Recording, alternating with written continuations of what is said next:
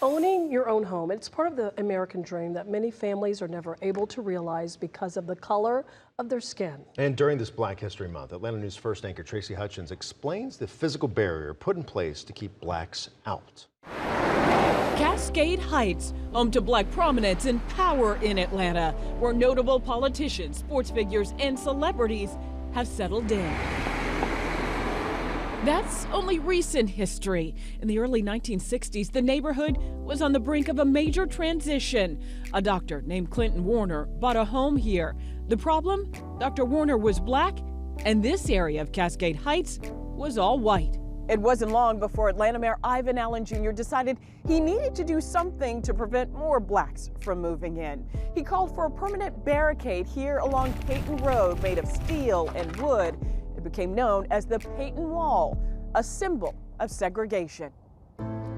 So the whole effort was to push blacks to the west side, but it was a travesty. I mean, who builds a barricade?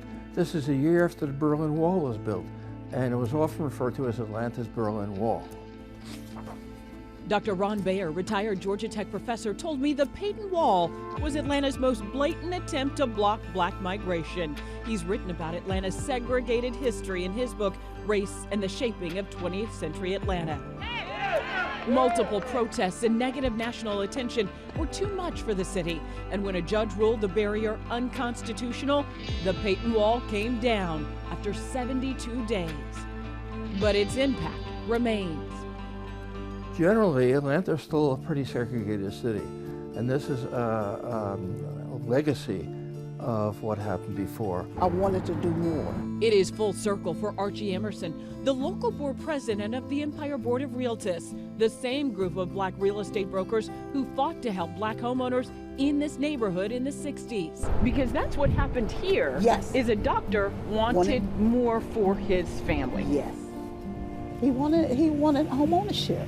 In order for us to elevate to the next level, we must change our mindset and understand that we have the right for home ownership. Even in 2025, there are barriers for blacks, including historical prejudice, economic disparities, and denied mortgages.